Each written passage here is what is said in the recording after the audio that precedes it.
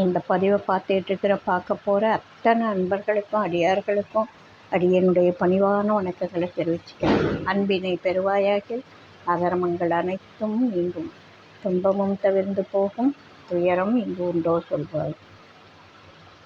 இந்த பதிவில் நம்ம பார்க்க போகிறது பொறை உடைமை அப்படின்ற அதிகாரத்தில் திருமூலர் சொல்லியிருக்கார். நம்ம பொறையுடைமை வள்ளுவ பெருந்தகை ஒரு அதிகாரம் பொறையுடைமை அப்படின்னு கொடுத்துருக்காரு. அது எல்லாருக்கும் தெரியும். திருமூலருடைய பொறையுடைமை சில பேருக்கு தான் தெரியும், மற்றவங்களுக்கு அவ்வளவா பரிச்சயம் இல்லை. அந்த தேவாரம் படிக்கிறவங்க, திருமுறை வாசிப்பு தொடர்பு உள்ளவங்களுக்கு மட்டும்தான் அதை பற்றி தெரியும். இல்லைன்னா திருமூலர் சொன்னது நிறைய பேருக்கு தெரியாது. திருக்குறள் அளவுக்கு திருமூலர் தெரியாது. நம்ம அதனால் கொஞ்சம் நல்ல தலைப்பு, அதனால் சுவாமிகளும் அதை பற்றி நிறைய சொல்லியிருக்காங்க. அதனால் ஒரு நல்ல விஷயத்த சொல்லலாம் அப்படின்றதுக்காக நான் இந்த தலைப்பு எடுத்திருக்கேன். நம்ம பார்க்கலாம். பொறையுடைமை அதிகாரத்தில் வள்ளுவர் சொல்கிறாரு, அகழ்வாரை தாங்கும் நிலம் போல தம்மை இகழ்வார் பொறுத்தல் தலை. எப்படி பூமி பொறுமையாக இருக்கோ, எவ்வளவு பாறையை போட்டு மண்வெட்டியை போட்டு வெட்டி எடுத்தாலும் பூமி பேசாமல் இருக்குது, அதே மாதிரி நம்மளை இகழறவங்களையும் நீ பொறுத்துக்கோ, அதுதான் தலையாய குணம் அப்படின்னு சொல்கிறார். நிறைய சொல்லிட்டு போகிறாரு. நான் கொஞ்சமாக சொல்கிறேன். ஒருத்தாரை ஒன்றாக வையாரை வைப்பர் பொறுத்தாரை பொன்போல் பொதிந்து. நம்ம ஒருத்தர் ஒரு சொல்கிறாங்க, மனசுக்கு வருத்தமாக இருக்குன்னா திரும்ப வேகமாக கோபமாக திட்டுறாங்கன்னு வச்சுக்கோங்க, அவங்கள எல்லாத்துலேயும் சமமாக வைக்க, அதாவது மனசில் அன்பான இடத்துல, நல்லவங்கன்ற இடத்துல, மரியாதைக்குரிய இடத்துல வைக்க மாட்டாங்க. ஆனால் யார் பொறுத்து போனாங்களோ, அதாவது வாங்கிட்டு அதை கவனிக்காத மாதிரி, சரி அவங்க சொல்கிறாங்க, ஏதோ அவங்க இயல்பு சொல்கிறாங்க, நமக்கு என்ன, நம்ம அது பாதிக்கலை. விவேகானந்தர் ரயிலில் போவார். அப்போ எதிரில் 2 பேர் ரொம்ப கேவலமாக பேசுவாங்க, இழிவாக பேசுவாங்க. அப்போ பேசாமல் இருப்பார். விவேகானந்தர் தெரியாத மாதிரி இருப்பார். கடைசியாக, அதாவது இவருக்கு தெரியுன்றது அவங்களுக்கு தெரிய வரும்போது சொல்லுவார், நீங்கள் ஒரு பொருள் கொடுத்தீங்க, நான் எடுத்துக்கிட்டேன்னா அது எனக்கு, நான் எடுத்துக்கலைன்னா அது யாருக்கு அப்படின்னு கேட்பார். அது எங்களுக்கு அப்படின்னு சொல்லுவாங்க. அதே தான் இதுவும், அதனால தான் நான் பேசாமல் இருந்தேன். அதாவது ஒரு ரியாக்ஷனில் தான் நிறைய மாறுபாடு ஏற்படுது. அதுபோல் விவேகானந்தர் அவ்வளவு பொறுமையாக இருந்து நமக்கு வாழ்ந்து காமிச்சிருக்காரு. அதை சொல்கிறாரு, ஒருத்தாருக்கு ஒரு நாளை இன்பம், பொறுத்தாருக்கு பொன்றும் துணையும் புகழ். அதாவது திருப்பி திட்டுறாங்க, தண்டிக்கிறாங்கல்ல, சொன்ன சொல்லுக்கு திரும்ப பதில் கொடுத்துட்றாங்கல்ல, அவங்களுக்கு அந்த நேரத்தில் அவன் கேட்டான், நான் விட்டேனே, சும்மா விடுவேனே, திரும்ப நானும் கேட்டேன் அப்படின்ற ஒரு சின்ன சந்தோஷம், அது கிட்டத்தட்ட அற்ப சந்தோஷம்னு கூட சொல்லலாம். அவன் கேட்டான், நான் உடனே விளாசிட்டேன், கேட்டுட்டேன், நல்லா திட்டேன் அப்படின்லாம் சொல்லுவாங்க. அப்படி சொல்கிறவங்களுக்கு ஒரு நாளை இன்பம், அந்த கொஞ்ச நேரம் கேட்டுட்டோம் அப்படின்ற ஒரு திருப்தி இருக்கும். ஆனால் பொறுத்தாருக்கு பொன்றும் துணையும் புகழ். யார் பொறுமையாக போனாங்களோ அந்த திட்டினவங்க, குறை சொன்னவங்க, தப்பாக பேசினவங்க வருந்தும்படியாக அவங்க ஒரு நாளைக்கு உணர்வாங்க, வருந்துவாங்க. ஐயோ நம்ம இப்படியெல்லாம் அவங்கள பேசிட்டோமே அப்படின்னு உணர்வாங்க. அப்போ இவரை தூக்கி வச்சு நினைப்பாங்க, நான் அவ்வளவு பேசினேன், அந்த புண்ணியவாளன் எதுவுமே நடக்காத மாதிரி பேசாமல் போயிட்டாரு அப்படின்னு புகழ் வந்து சேரும் அவர் கட்டாயமாக. இது நம்ம வாழ்க்கையில் நிறைய இடங்களில், அதாவது நிறைய சமயங்களில் சந்திச்சு இருப்போம், கவனிக்க மாட்டோம். சில பேர் அப்படிப்பட்டவங்க இருக்காங்க. அது மாதிரி நிறைய துறந்தாரின் தூய்மை உடையர் இறந்தார்வாய் இன்னாச்சொல் நோர்கிற்பவர்.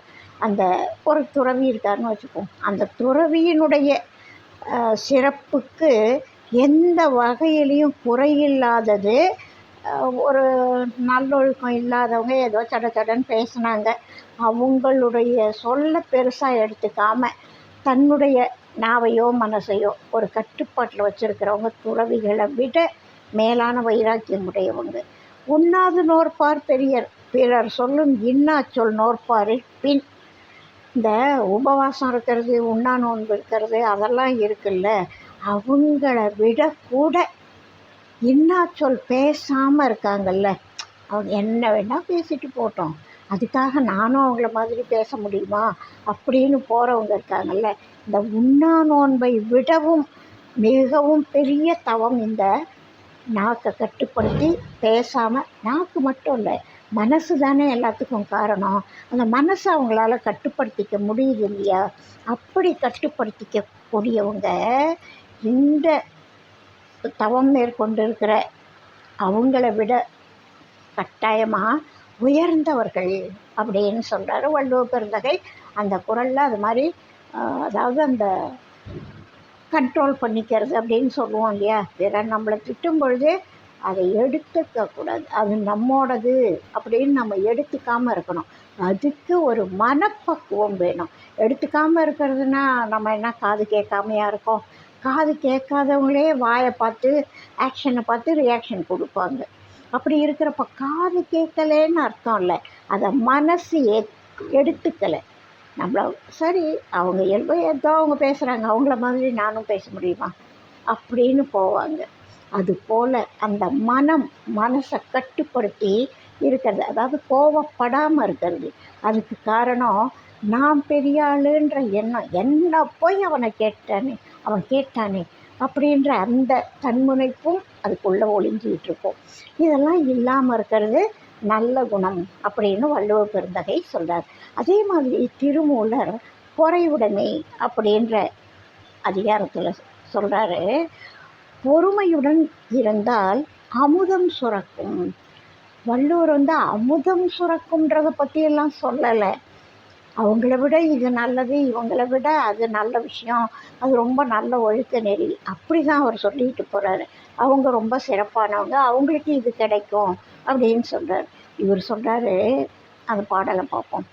பற்றி நின்றார் நெஞ்சில் வள்ளிதான் ஒன்று உண்டு, முற்றி கிடந்தது மூக்கையும் நாவையும், தெற்றி கிடந்து சிதைக்கின்ற சிந்தையுள் வற்றாது ஒழிவது மாகமை ஆமே அப்படின்னு சொல்கிறார். அதோட பொருள் என்னன்னா, மெய்யான நெறியை பற்றி வழுவாமல் நிற்கும் யோகியர் நெஞ்சில் மெய்ப்பொருளுடன் கூட வேண்டும் என்ற எண்ணமாகிய பல்லி ஒன்று இருக்கின்றது. பல்லி செவுத்தில் ஒட்டிட்டு கீழே விழாமல் இருக்கு இல்லையா, அதுக்காக. மெய்ப்பொருளுடன் கூட வேண்டும் என்ற எண்ணமாகிய பல்லி ஒன்று இருக்கின்றது. அது மூக்கையும் நாக்கையும் செயல் நீங்கும்படி செய்யும். அப்போ தானே நமக்கு காரியம் ஆகும். அதனால் அப்போது மாறி நின்று இருளில் செலுத்தும் மனமண்டலத்தில் உலராது அமுதத்தை பெருகச் செய்யும். அதுவே பொறுமையாகும் அப்படின்னு சொல்கிறார். அடுத்த பாடலில் சொல்கிறாரு, பொறுமையுடைய ஞானியின் மேன்மை அப்படின்னு சொல்கிறார். ஓலக்கம் சூழ்ந்த உலப்பிலி தேவர்கள் பாலொத்த மேனியன் பாதம் பணிந்துய்ய மாலுக்கும் ஆதி பிரம்மர்க்கும் மன்னவன் ஞாலத்து இவன் மிக நல்லவன் என்றாரே.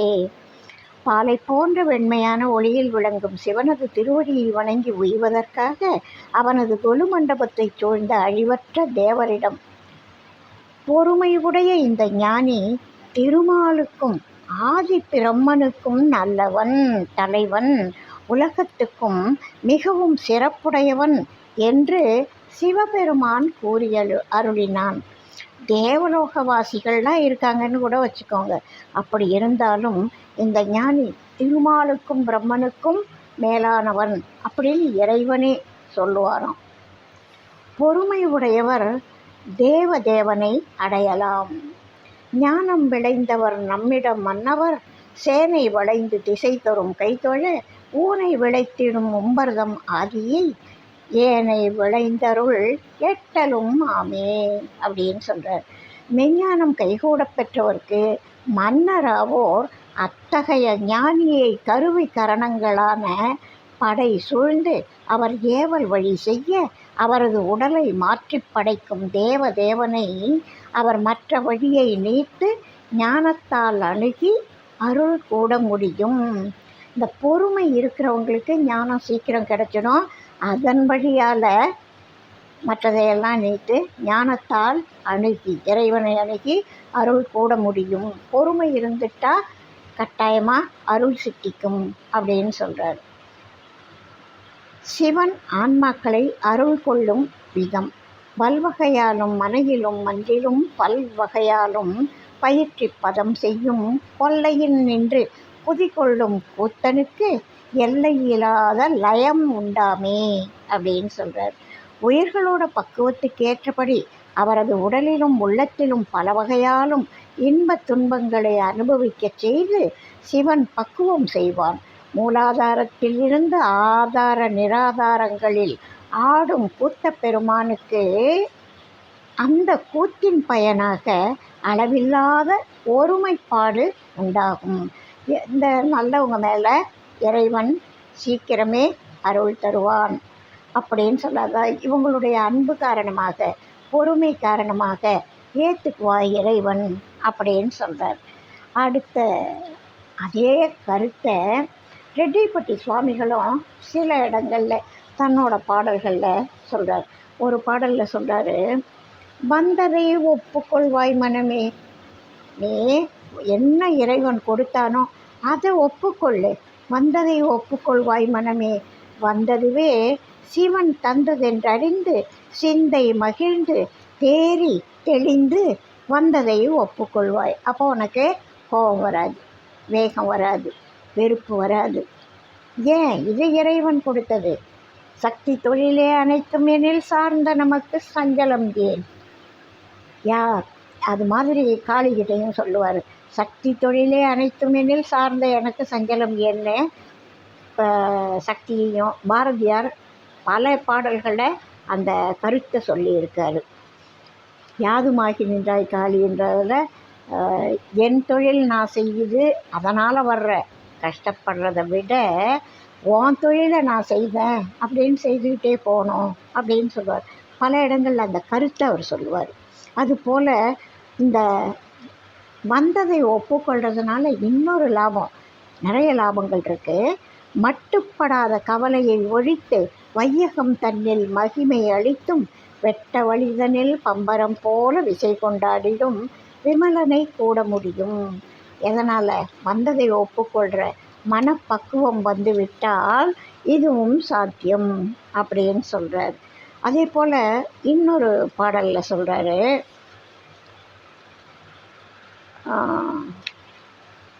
அந்த அதாவது நம்ம பேசுகிறோம், அந்த பேசுகிறதுல அந்த கோபமாக பேசுகிறப்போ அதனால் பல பாவங்கள் விளையும்.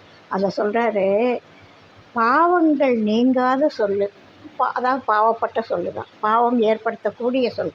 பாவங்கள் நீங்காத சொல்லு ஐயன் பக்தர்களுக்கு ஆகுமோ வில்லு. சரி, நீ இது மாதிரி கோவப்படுறியே, இது மாதிரி கோபமாக பேசுகிறியே, இதெல்லாம் இறையடியார்களுக்கு பொருந்துமா? வேண்டவே வேண்டாம். கோபத்தால் நிறைய, அதாவது மிகப்பெரிய தவசிகள்லாம் கோபத்தால் கீழே இறங்கிட்டாங்க, தவம் வீணாக போச்சு. காமத்தால் கோபத்தால் இறங்கி வீணாக போனவங்க நிறைய தவசிகள். அது மாதிரி அதெல்லாம் ஐயன் பக்தர்களுக்கு ஆகுமோ? நீ சொல்லு. வேணாம், அது பாவங்கள் நீங்காத சொல்லு, வேண்டாம், கோபங்கள் நீக்கியே தள்ளு, நற்குணமே கதி என்று கொள்ளு அப்படின்னு சொல்லுவார். அதாவது கோபப்படாதே, திரும்ப அதாவது யார் ஒன்று என்ன சொன்னாலும் அது இறைவன் செயல் அப்படின்னு சொல்லி போக பழகு. அப்போ உனக்கு உக்கிரம் இருக்காது. அதனால் இறைவனோட சேரக்கூடிய வாய்ப்பு உனக்கு கிட்டும் அப்படின்னு சொல்கிறார். அது மாதிரி ஏராளமான பாடல்களில் சுவாமிகளும் அதே கருத்தை நிறைய சொல்கிறாங்க. இந்த நல்ல விஷயங்கள் பொறைவுடைமையினால் எவ்வளவு லாபம் அப்படின்றத மகான்கள் நிறைய சொல்லியிருக்காங்க. ஆனால் இது தெரிஞ்சால் கூட நமக்கு ஏனோ டக்குன்னு கோவம் வரும்ல. அதுதான் நம்முடைய அனாதியே நம்ம கூட இருந்தவர் அந்த மாதிரி ஆட்டி வைப்பார். நம்ம தான் கொஞ்சம் இழுத்து பிடிச்சி, அதாவது குதிரை, பழக்கப்படாத குதிரை தாறுமாறாக ஓடும், பழக்கப்பட்ட குதிரை சரியான பாதையில் நம்மால் செலுத்த முடியும். அதுதான் பழக்கப்படாத குதிரைக்கும் பழக்கப்பட்ட குதிரைக்கும் இருக்கிற வித்தியாசம். அதே மாதிரி நாம் நம்முடைய குதிரையை கொஞ்சம் பழக்கி வச்சுக்கிட்டா பயணம் சுலபமாக இருக்கும், நினச்ச இடத்துக்கு போய் சேர முடியும். நல்ல நிலை வேணும், இறை திருவடி நம்ம அடையணும் அப்படின்னு நம்ம கோல் வச்சிட்டோன்னா இந்த பல விஷயங்களில் இதுவும் ஒன்று.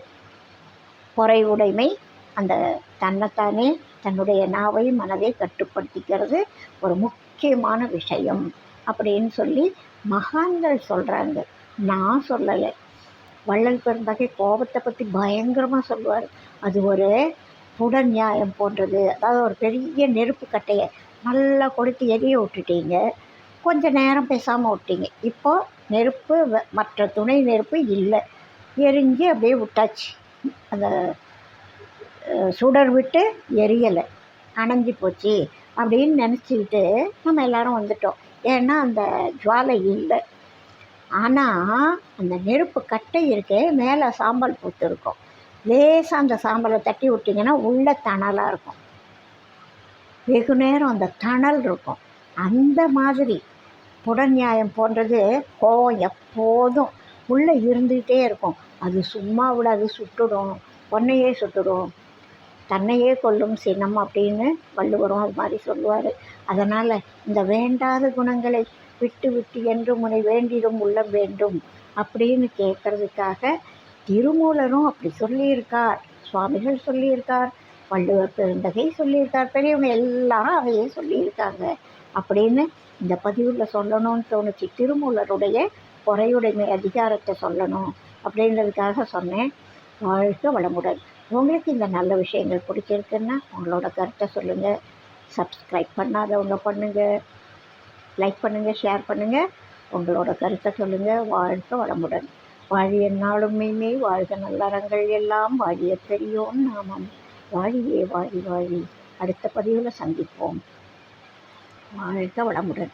வாழ்க வையகம்.